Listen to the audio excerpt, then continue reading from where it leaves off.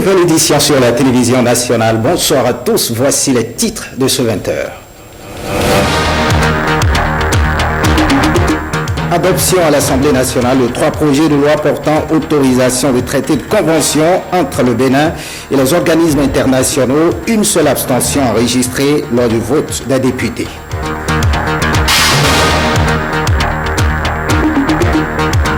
Soutien de l'exécutif aux sinistrés de l'érosion côtière. 2 ministres Sakalafia de l'Intérieur et José Didier du cadre de vie étaient au chevet des populations d'Apapa.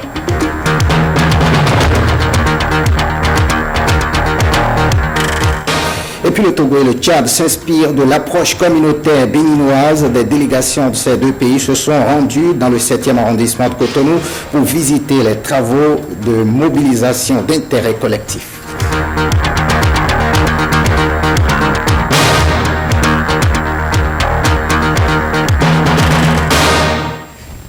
À nouveau, bonsoir, bienvenue si vous nous rejoignez. Retour sur ce voyage officiel du chef de l'État en France. Le président Patrice Talon a été reçu au palais de l'Élysée mardi dernier par le président François Hollande.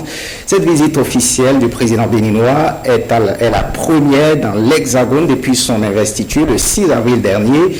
Elle s'inscrit dans le cadre des relations d'amitié fortes et historiques qui lient la France et le Bénin, tête à tête, séance de travail, puis un point de presse sont les temps forts de la rencontre entre les 2 chefs d'État. Angelo Amosso est notre envoyé spécial à Paris.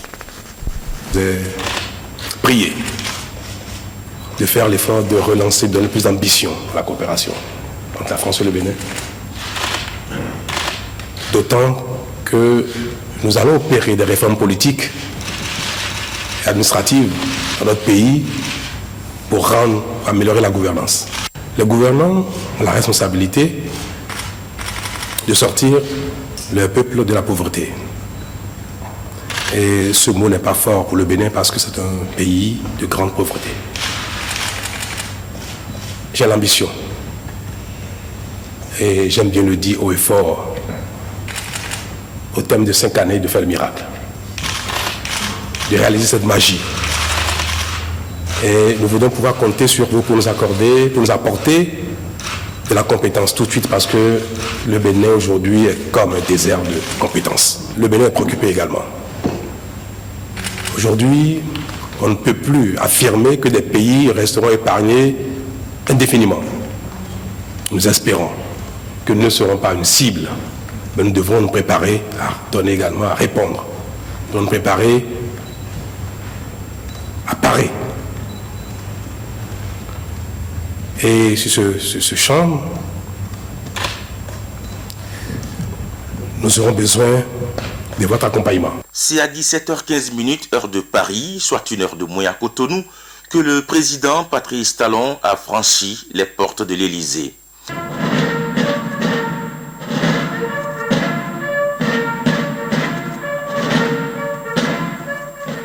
Sur les marches du perron, François Hollande. Tête à tête, séance de travail à huis clos, puis un point de presse sont les temps forts de la rencontre entre les 2 chefs d'État. Face à la presse, François Hollande a renouvelé ses félicitations à son hôte pour son élection qui a été, selon ses propos, à la fois claire par les résultats, mais transparent aussi par les conditions du scrutin. Pour le président François Hollande, le Bénin a fait preuve de son esprit de pluralisme et de responsabilité. Toute chose qui amène le président Hollande à réaffirmer son engagement de poursuivre les coopérations déjà existantes et d'autres qu'il va falloir inventer. François Hollande fait également un clin d'œil à l'Afrique et principalement au Bénin pour le rôle joué à la COP21 en décembre dernier. C'est l'Afrique qui a porté cette exigence. Mais en même temps, l'Afrique a également demandé que la COP21 puisse se traduire concrètement par des projets immédiats pour notamment les énergies renouvelables, mais aussi d'autres technologies qui peuvent être immédiatement partagées. Bien d'autres questions, notamment celles liées à la sécurité. Le Bénin aujourd'hui est comme un désert de compétences.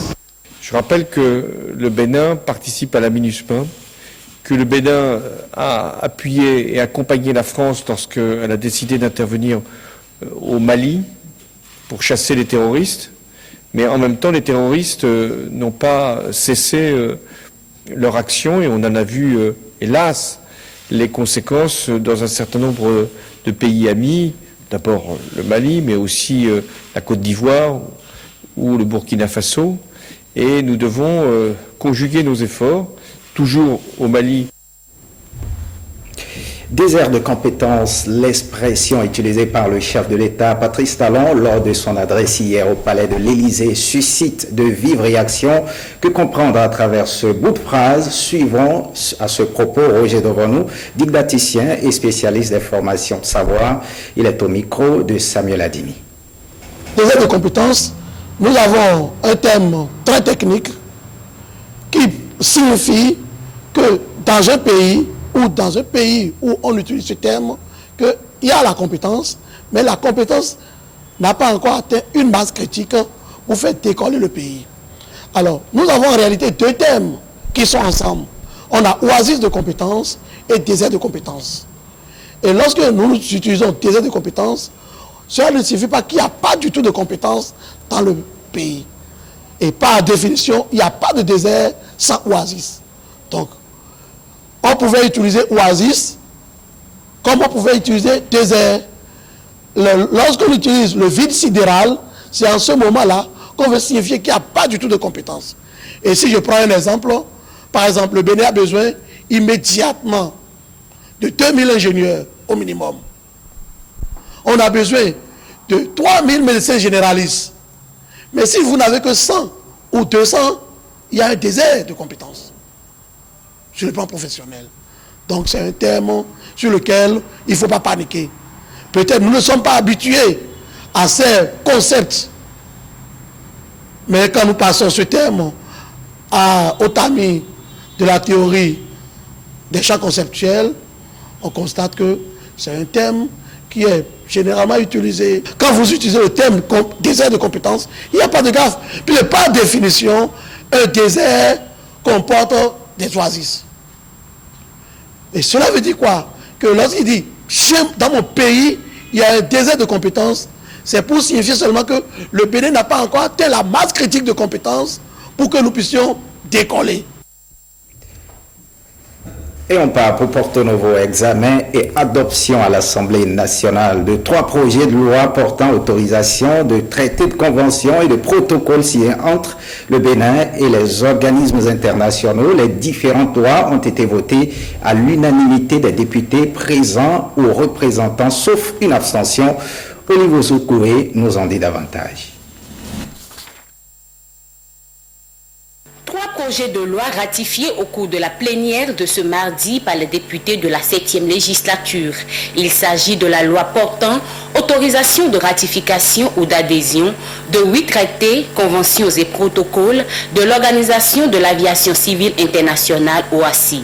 Le projet de loi ainsi ratifié, selon le rapport présenté par la Commission des relations extérieures, de la coopération au développement, de la défense et de la sécurité, devra permettre au Bénin de s'inscrire sur la liste des pays membres de l'OACI qui bénéficieront de la mutualisation des moyens financiers et matériels de l'OACI et de renforcer son arsenal juridique en matière de transport aérien. Convention relative à la reconnaissance internationale des droits sur aéronefs signée à Genève le 19 juillet 1948 et Convention relative aux garanties internationales portant sur des matériels d'équipement mobile et son protocole portant sur les questions spécifiques aux matériels d'équipement aéronautique. Les 2 autres projets de loi ratifiés par les députés portent respectivement sur la Convention sur le Mercure, adoptée et signée au Japon le 10 octobre 2013, et la ratification du traité sur le commerce des armes. S'agissant de ce dernier, il est revenu au garde des Sceaux, représentant le gouvernement, de préciser la nécessité d'une telle loi. Je voudrais mettre l'accent sur le caractère illicite. Et parce que le commerce admis, le commerce autorisé, le commerce régulier n'est pas ici prohibé. Deuxièmement, ce sont les effets si nous si nous n'obtenions pas cette autorisation. Les effets consisteraient à nous considérer comme étant un paradis de ce commerce illicite. Il faudrait que la représentation nationale évite que le Bénin devienne un paradis de ce commerce illicite. Deuxième effet, c'est que, évidemment, sous le commerce illicite se cachent d'autres préoccupations, notamment la corruption, notamment le blanchiment, tout ce qui travestit à la fois notre économie et également, d'un point de vue général, notre société. Et c'est une arme également donc de prévention de ce qui touche notre économie. Les différents projets de loi ont été votés à l'unanimité des députés présents ou représentés, sauf une abstention. Autre actualité, depuis plus d'une semaine, les populations vivent au rythme des coupures intermittentes de l'énergie électrique. Du coup, les activités économiques sont au ralenti, créant un manque à gagner aux artisans. Samuel Adimi et Igor Ayosso sont allés constater et écouter le désarroi des populations. Suivez leur reportage. Des ouvriers désœuvrés, des outils de travail à l'arrêt. Dans cet atelier de menuiserie aluminium, le délestage a pris ses quartiers. Ça nous crée énormément de problèmes et ça nous crée des manques à gagner d'ailleurs, parce que nous, depuis le matin on attend le courant et on n'a pas le courant pour fonctionner, donc les clients nous attendent aussi. Vous voyez, il y a des marchés qui sont là, mais on n'a pas le courant pour pouvoir travailler. Alors quand on met le groupe, ça n'arrive pas à subvenir à tous nos besoins, donc on attend tout le courant. Et ça aura forcément des répercussions, n'est-ce pas, sur l'économie du pays, parce qu'il faut travailler pour pouvoir subvenir aux besoins de l'entreprise, aux besoins, aux impôts, tout ça là. Donc on a vraiment des difficultés pour fonctionner. Plus loin, l'ardeur de ces travailleurs du fer s'est émoussée. Toujours en cause, les coupures intermittentes de l'énergie électrique. À 8 heures du matin, nous avons pu avoir de l'énergie électrique, mais plus rien après. C'est seulement à 14 heures que c'est revenu. Et depuis, chaque 30 minutes, nous sommes confrontés au délestage. Or, vous savez, il n'y a pas d'activité et le peu que nous trouvons, nous avons du mal à honorer notre engagement. C'est difficile, cette situation. Depuis plus d'une semaine, le calvaire des populations est palpable. Activité économique au ralenti. Dans les domiciles, ce n'est pas non plus la joie. Le soir, on a besoin du vent et puis on a besoin aussi de regarder la télé. Les enfants aussi ont besoin d'étudier avec l'électricité. Voilà, donc c'est amer vraiment. Et dans cet atelier de coiffure, les tondeuses n'échappent pas non plus au diktat du délestage. Les actifs d'hier deviennent quasiment oisifs. Ça c'est un véritable enfer. On n'a pas l'énergie, on ne travaille pas, mais voilà les factures de la SBE chaque fois là, sont gonflées. Hein, les factures sont gonflées. Et c'est ce que nous vivons. Sérieusement, on est cassé. Sérieusement, on est cassé. Hein? Et c'est comme si, bon, nous, les ouvriers, on est oubliés de la société. Hein? C'est comme si on est oubliés de la société. Nous coiffons des DG, hein, des personnalités politiques. Quand on échange avec eux, le seul mot, c'est que ça va s'arranger. Ça va s'arranger, mais jusqu'à quand? Pourtant, une lueur d'espoir semblait promise aux Béninois depuis la visite le 9 avril dernier des installations de la SBE par le ministre de l'Énergie. Ce que j'ai noté, c'est que j'ai visité une centrale que j'appelle un musée, parce que l'ensemble des moyens de production sont à l'arrêt depuis des années. C'est la première fois que je vois ça dans ma vie. Et je veux que tout le monde se mobilise là-dessus, mais avec un langage de vérité qu'on doit aussi avoir, parce que tout n'est pas possible ici et maintenant. Il y a des actions rapides qu'on pourra mettre en œuvre, mais il y a des actions au long cours qui ont besoin du moyen et long terme. Depuis, le délestage et son cortège de désolation règnent en maître. Jusqu'à quand? La grosse interrogation demeure. Et autre calvaire des populations, la question de l'érosion côtière. Elle est au cœur de la visite du ministre Lafia et Tonator hier à Papa. Les deux autorités sont allées s'enquérir de l'évolution de la situation. Patrick Benou et Jean-Claude James. Nous avons le droit d'avoir une très belle vie. Nous ne pouvons pas.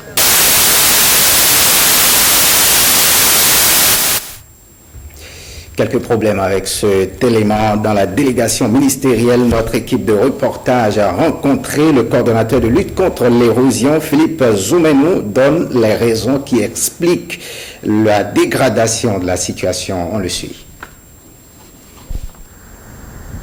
En fait, ici, nous sommes sur l'un des 3 segments critiques de la côte à l'est de Cotonou. À Papa Dodomé, quartier Jacques, jusqu'à l'épi de Siafato.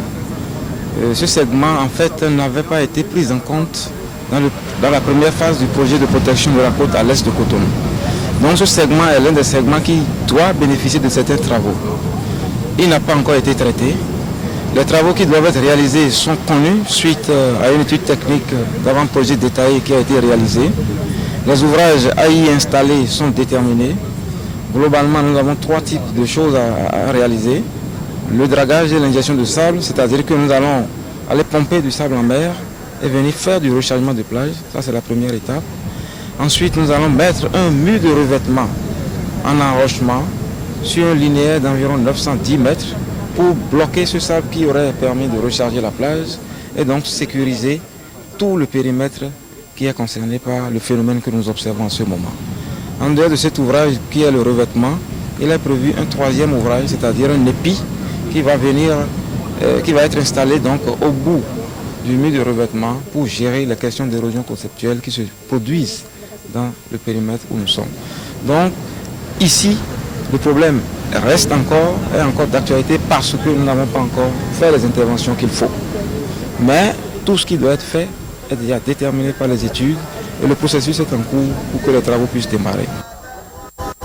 Et on ne change pas de registre. Cette interrogation, quelle solution pour venir en aide aux sinistrés de l'érosion côtière survenue le week-end dernier? Pour répondre à cette interrogation, la rédaction s'est rapprochée du directeur général de l'Agence nationale de la protection civile, ANPC, une structure dont la mission est de mettre en œuvre des politiques gouvernementales en matière de risque de catastrophes naturelles. Il est au micro de Wisdom Libla. Chaque commune doit avoir ce que nous appelons le plan de contingence. Et dans ce plan de contingence, il est prévu tous les aléas auxquels les populations sont exposées. C'est une question qui relève, dans un premier temps, de la compétence du maire de la ville de Cotonou. Pour ce faire, la protection de ces populations lui revient au premier chef, selon le principe de la non-subsidiarité, parce que l'État ne peut pas se substituer au maire dans ce domaine-là, dans sa commune. Ce n'est qu'au moment où il prend le dossier à bras le corps, il intervient de façon pratique, que l'État central lui vient en appui, et là, selon le principe de la suppléance. Il faut dire que le domaine, c'est un domaine public. Le domaine qui est menacé, c'est le domaine du port autonome de Cotonou, que ces populations ont occupé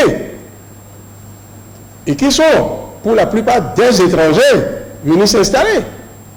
Alors, à partir de cet instant, je crois que la solution la plus simple, c'est que la mairie de Cotonou se lance dans une campagne de proximité et campagne grand public, afin de donner un délai à ces populations qui sont venues s'installer dans le domaine public de pouvoir quitter les lieux avant qu'il ne soit trop tard. Parce que si c'était des autochtones et que c'était des domaines relevant des collectivités, on pouvait envisager leur délocalisation.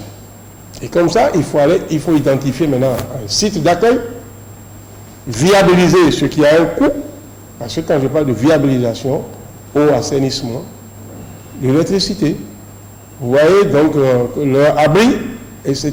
Donc tout ça là, la protection civile peut s'en charger. Mais à l'instant où je vous parle, il s'agira de se lancer dans la sensibilisation afin que ceux qui occupent ce domaine-là soient sensibilisés sur le risque auquel ils sont exposés.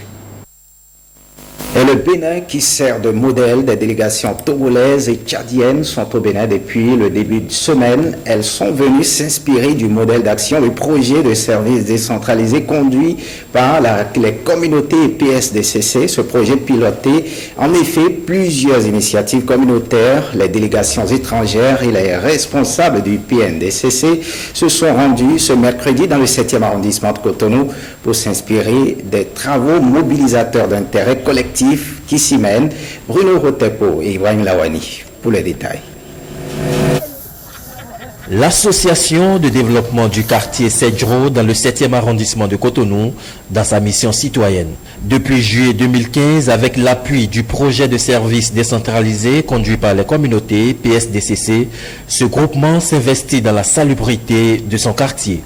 Les délégations tchadiennes et togolaises venues s'inspirer de l'expérience du PSDCC tirent un coup de chapeau aux membres de l'association ADQ Sedjro. Quand on vous regarde, vous travaillez avec beaucoup de joie, beaucoup d'engagement. Et ça nous a frappé du coup. Vous êtes naturellement simple, vous êtes accueillant, mais surtout, je reviens encore une fois à la manière dont les amis travaillent ici au Bénin, c'est frappant. Nous voulons vous encourager beaucoup. Ce n'est pas facile. Nous faisons la même chose chez nous, à Lomé, dans les quartiers de Lomé. Nous en faisons également à l'intérieur du pays. Nous travaillons pour l'entretien des lieux publics. Lorsqu'il y a la joie et il y a le cœur qui s'anime, tu sais que ça va rendre propre mon quartier. Tu le fais avec la joie. Ce n'est plus un travail difficile. Le PSDCC, à travers ce volet d'action dénommé Travaux mobilisateurs d'intérêt collectif, teste en fait une approche d'amélioration des revenus des ménages défavorisés dans 12 communes du Bénin. Chaque association de développement de quartier ou de village est libre de procéder à un choix au nom d'une liste positive de 7 travaux mobilisateurs. Cela donne l'opportunité à des ménages plus pauvres ciblés à qui des transferts réguliers sont déjà donnés de pouvoir participer à ce type de travaux et obtenir un transfert additionnel pendant la période de soudure. Chaque ménage représenté par le chef de ménage ou par un autre membre du même ménage est payé à 800 francs par jour. Donc il travaille 12 jours le mois pour avoir 9 600 à chaque fin de mois. Les délégations du Tchad et du Togo sont au Bénin jusqu'au 30 avril prochain. Elles auront l'occasion de toucher du doigt des projets d'entretien de pistes rurales et de production risicole conduits par les communautés dans les communes de Glazoué et de Kouandé. Et on parle à NPE dans cette édition, l'éducation civique dans la formation citoyenne. C'est le thème d'un séminaire organisé ce jour au profit des jeunes de l'Agence nationale pour la promotion de l'emploi NPE. Il s'agit pour l'Institut de formation sociale, économique et civique Infosec de les amener à acquérir l'esprit patriotique et de respecter les valeurs civisme, de solidarité et de devoir. Alain Dossuyovaux, Brice Thibozo pour les détails. Comment promouvoir les valeurs citoyennes? C'est l'objectif que visent les responsables de l'Infosec en organisant cette formation au profit des stagiaires de l'Agence nationale pour la promotion de l'emploi ANPE. Tant il est vrai que les valeurs citoyennes ont déserté le forum. Surtout avec l'émoussement de l'engagement patriotique, la perte du sens des valeurs traditionnelles, le développement de la corruption et la dégradation des mœurs, sans oublier la persistance de l'intolérance sous toutes ses formes. Il importe de renverser ces tendances en instaurant au niveau de toutes les couches de la société et en particulier à votre niveau, vous jeunes travailleurs, un comportement nourri par la culture de la citoyenneté. Mesdames et messieurs, chers participants, l'éducation citoyenne dans le processus de développement de notre pays est une composante essentielle. Et comme vous le savez, l'éducation civique est un devoir républicain, en ce sens que la République a besoin de tous ses citoyens. Avec les membres du comité de programme de l'Infosec et quelques personnes ressources, la question a fait l'objet de débats dont la conclusion a abouti à la formulation du thème « Éducation civique dans la formation du citoyen ». Ce pan de la problématique de l'éducation civique a été privilégié pour permettre aux acteurs de développement que vous êtes d'être formés à être des citoyens responsables constitutifs d'une nation prospère. En organisant ce séminaire, l'Infosec a voulu jeter les bases d'une formation appropriée aux acteurs de développement afin de les aider à mieux cerner la problématique de l'éducation citoyenne au Bénin. Comment œuvrer au plein épanouissement et à la participation des personnes handicapées au processus de développement? La question préoccupe Rafale, le réseau des associations des personnes handicapées de l'Atlantique et du littoral. Il a lancé un projet ce mercredi 27 avril à l'Infosec à Cotonou. Calvado Awanou et Jérôme Mungwa.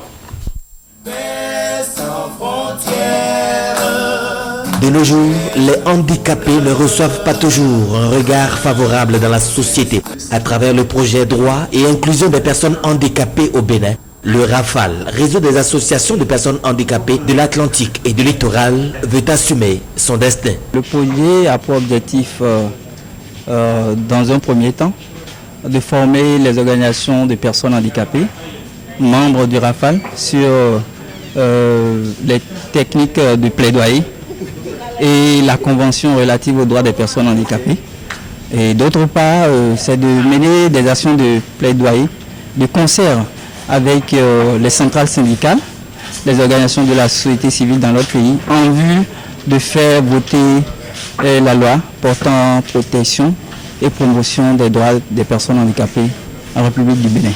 Le Rafale a reçu le soutien de plusieurs organisations syndicales, des associations, des organisations de la société civile et du gouvernement. Je m'en réjouis très sincèrement, car ce projet vient à point nommé, surtout en ces moments où les personnes handicapées ont besoin d'un accès facile aux services sociaux de base et l'emploi pour leur autonomisation et leur affirmation. C'est le lieu pour moi de rendre un hommage mérité aux structures, aux organisations et associations qui s'investissent inlassablement dans la prise en charge des personnes handicapées aux côtés du gouvernement.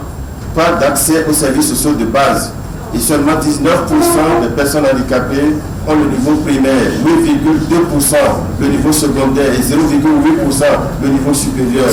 Que peut-on faire davantage pour accroître ce nombre? Et dans cette situation, on va vers une certaine insatisfaction du travail qui a été récemment fait par l'ISAE aussi. Notre recommandation va dans ce sens aussi, afin que nous ayons les chiffres exacts des handicapés dans notre pays. La Fédération des associations des personnes handicapées du Bénin entend inciter les autres départements à emboîter les pas au Rafale. Un tour au ministère de la Santé. Les acteurs de la santé œuvrent pour une meilleure performance dans le secteur. La première session du Conseil national hospitalo-universitaire se penche sur la question. Rosemont Chapouet et Jean-Claude James nous en parlent. Présence effective des membres du Conseil national hospitalo-universitaire à cette première session. L'enjeu est de taille. Moins d'un mois après l'installation du bureau, cette rencontre se propose de réfléchir aux problèmes des nouveaux centres. Les nouveaux centres hospitaliers universitaires ne sont toujours pas encore dotés de leurs organes, tels que les conseils d'administration et les conseils et les commissions médicales d'établissement, parce que les listes des services hospitalo-universitaires ne sont toujours pas encore validées. Par ailleurs, les nouveaux centres hospitaliers universitaires ne sont toujours pas encore dotés de subventions de l'État, telles qu'en dispose la loi 94-009 portant création, organisation et fonctionnement des offices à caractère social, culturel et scientifique. Durant 3 jours, les réflexions seront axées sur des points spécifiques. L'ambition du Conseil à terme est d'avoir un espace de bonne formation aux étudiants et de services de qualité aux usagers. Les travaux de cette première session seront consacrés à la validation des listes des services hospitalo-universitaires des 9 hôpitaux ayant été érigés en CHU en 2014 et à l'étude des conclusions des travaux de la commission interministérielle chargée de proposer les modalités d'attribution des subventions au CHU. Mesdames et messieurs, j'ai le ferme espoir que le conseil que nous constituons va contribuer à une régression notable de toutes les insuffisances dans l'espace hospitalier universitaire qui est d'une extrême importance pour la vitalité et la performance du secteur de la santé. Le Conseil national hospitalo-universitaire a vu le jour le 31 décembre 2010. Et on parle religion. Dans cette édition, la mission chrétienne REMA organise un séminaire de formation sur l'évangélisation personnelle. C'est ce 26 avril 2016 au siège de la mission chrétienne REMA à Abomey-Calavi. Suivez cette déclaration du pasteur William Ouensou au micro de Patrick Benou et Wizan Libla. Il s'agit d'un séminaire de l'évangélisation, un séminaire de formation à l'évangélisation individuelle ou à l'évangélisation personnelle. Ceci pour ramener l'Église au principe biblique. Ce séminaire va se dérouler avec l'intervention d'un orateur que nous avons invité depuis le Burkina Faso et nous l'avons fait en collaboration avec le Centre international d'évangélisation Mission intérieure de l'Afrique, à l'intérieur de l'Afrique. Donc c'est en collaboration avec cette mission qui est basée au Burkina et qui a pour fondateur le docteur Mamadou Philippe Karambiri. Présentement, nous sommes à des temps où vous reconnaissez avec moi que les choses vont à une vitesse grand V. Les choses sont en train de se précipiter et c'est un peu interpellateur pour nous chrétiens aujourd'hui de comprendre que plus que jamais, nous devons aller beaucoup plus encore dans la moisson. Parce que regardez un peu autour de vous, chaque jour que Dieu crée, il y a des gens qui disparaissent. Nous croyons que c'est le moment où il faut que le monde chrétien se réveille, surtout la jeunesse chrétienne, pour entendre encore une fois de plus le cri du cœur, le cri des cœurs du Père Céleste et outiller ses membres, et même pas ses membres seulement, tout le corps de Christ au Bénin, afin qu'un feu nouveau, un zèle nouveau soit communiqué à cette jeunesse chrétienne pour aller beaucoup plus encore dans la moisson. Le programme de ce séminaire se tiendra au siège de la mission chrétienne REMA, qui est situé à Abomey-Calavi, dans la 2e rue à droite, lorsqu'on longe les pavés de SOS. Donc c'est un programme qui commencera ce soir même à partir de 19h. Donc ce soir, 26 avril, jusqu'au 1er mai. Donc tous les soirs de 19h à 21h30. Et le dimanche, ce serait l'apothéose de 9h à midi. Donc ce serait un programme spécial où il y aura beaucoup de bénédictions et de prières. Donc nous profitons pour inviter toute la population pour dire que vous ne serez pas déçus. Dieu fera quelque chose de très grand dans votre vie. Et on fait un tour en Algérie où le chef de l'État algérien Bouteflika fait son bilan de santé à Genève. Son état de santé suscite des rumeurs tant à l'intérieur qu'à l'extérieur du pays. Le récit avec Samuel Adimi. Le président algérien Abdelaziz Bouteflika, affaibli par des ennuis de santé, s'est rendu dimanche à Genève pour effectuer un contrôle médical périodique selon la présidence algérienne. Âgé de 79 ans, Bouteflika a été frappé en 2013 par un AVC qui a amoindri ses capacités de mobilité et d'élocution. Depuis, il se déplace en fauteuil roulant et travaille dans sa résidence de Zeralda, à l'ouest d'Alger, où il reçoit notamment ses hôtes étrangers. L'état de santé du chef de l'État algérien est l'objet de spéculations dans le pays, alimenté par la diffusion le 10 avril d'une photo, notamment tweetée par le Premier ministre français Manuel Valls, reçu par Bouteflika, dans laquelle il semblait très affaibli. Le dernier voyage de Bouteflika pour un contrôle médical à l'étranger avant celui de Genève remonte au 3 décembre dernier. Il s'était alors rendu dans une clinique à Grenoble.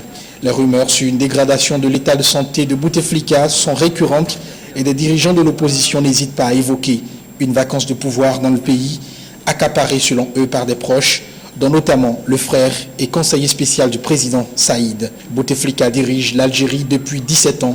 Il a été élu pour un 4e mandat en 2014, un an après l'AVC qu'il avait conduit à l'hôpital du Val-de-Grâce à Paris, où il avait séjourné pendant 88 jours. Et cet espoir nourri par le président de la FIFA, en visite en Corée du Sud, le patron de la FIFA suggère un match amical entre les deux Corées. Infantino veut y voir un moyen d'unifier la Corée du Nord et celle du Sud. Regardez.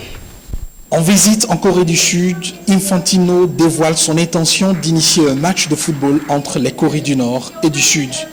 Il veut y voir un moyen unificateur et pacificateur sur une péninsule divisée. The way and the message that football carries, which is beyond borders, beyond frontiers, which is inclusive, which can help and can bring people together as well. And being here in Korea, why not thinking also about a football match between North Korea and South Korea? Men and women, we should think about that, we should organize that, we should bring everyone together around the football pitch to start with. Cette visite en Corée du Sud du patron de la FIFA coïncide avec les récentes montées de tension entre Séoul et Pyongyang. Infantino suggère un esprit footballistique comme un jeu pour unifier les frontières. Sometimes imagination can come true, sometimes dreams can come true, sometimes you have to start with an idea about the match between North Korea and South Korea. You have to start with an idea, you have to start with a suggestion, and these things then can become reality. Le dernier match amical entre les deux Corées remonte en 2005 à Séoul. Bien avant, ils ont joué 2 matchs consécutifs en octobre 1990 à Séoul et Pyongyang sur l'appellation les matchs de l'unification intercorée. Faites ce journal, merci de l'avoir suivi. Le programme prévoit à 21h le documentaire Crépuscule d'un rituel et à partir de 22h, les feuilletons Le choix de l'amour et La fille de ma mère. Le journal du soir est prévu pour 23h30 avec Héloïse Winator. Retrouvez cette édition sur le site de l'ORTB, www.ortb.bj. Merci de votre fidélité, surtout à vous tous qui nous regardez à Ikemon dans les collines. Bonne suite des programmes sur la télévision nationale.